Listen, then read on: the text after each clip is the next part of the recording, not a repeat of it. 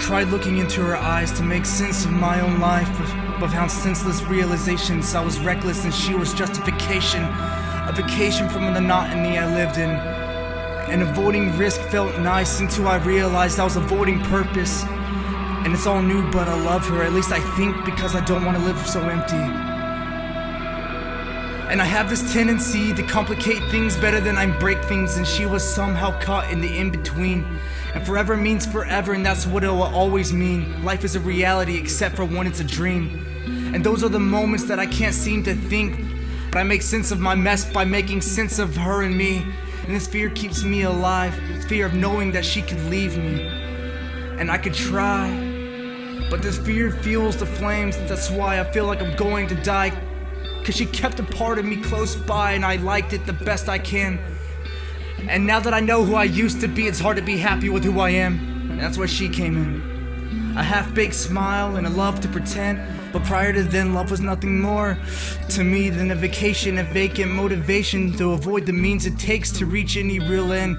A sense of salvation, but also an element of bitter hope to cope with the rope that was tied around my neck. And the savior I hoped for was chased away way back then, when I found vices to take the places of all the things I wanted to be. And I lost sight of me, but I was told I could be anybody. And I thought I could find purpose in loving someone who looks like me. And I began dreaming or sinking. Most nights they meant the same thing. And when that salvation finally found me, it was traded away for 30 pieces of silver. Seems like that's not too much, I guess, but I sold my savior for a whole lot less. My two best friends' acceptance and a mirage of fake happiness. And now the words I used to cling to as my refuge now torture me in my head.